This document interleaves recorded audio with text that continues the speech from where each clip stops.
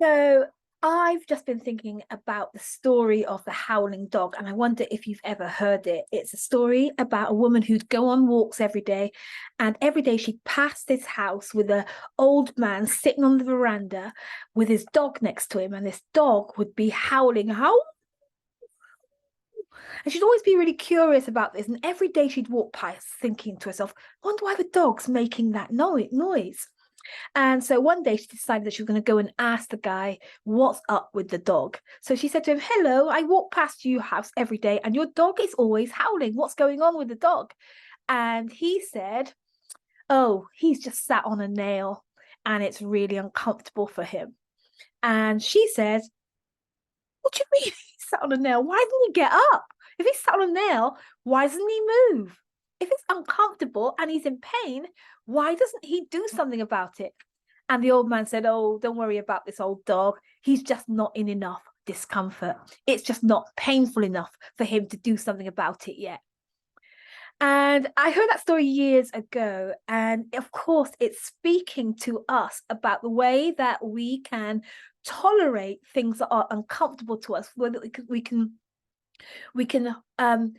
just let it happen, just be okay with things that are not working for us or things that are painful.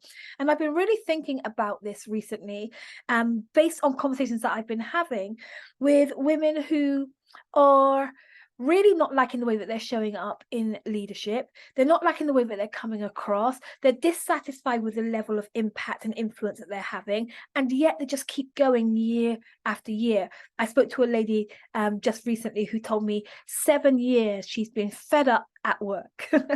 She's been really feeling dissatisfied, feeling like there's just not, she doesn't like the way that she's showing up in her leadership.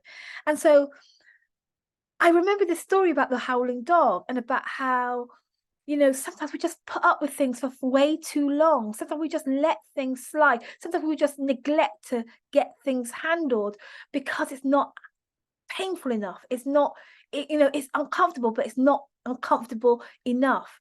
So my question for you today is really simple. It's this: how uncomfortable does it have to get? How much pain do you have to be in?